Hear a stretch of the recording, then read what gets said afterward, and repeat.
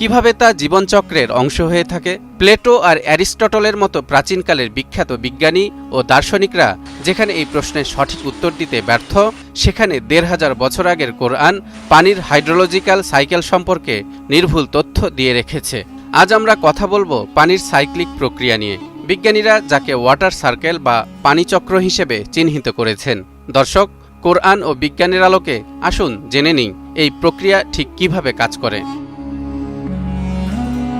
ইতিহাসের প্রাচীন দার্শনিকরা যখন পানি ও তার প্রবাহ সম্পর্কে তাদের ধারণা দিয়েছিলেন, তখন তাদের অধিকাংশই ভুল ধারণা পোষণ করেছিলেন।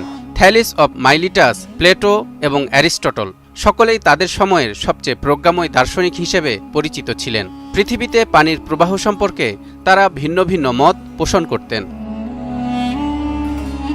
থ্যালিস বলেছিলেন, মহাসাগরের পানি বাতাসের চাপের মাধ্যমে আকাশে ওঠে এবং এরপর তা মাটিতে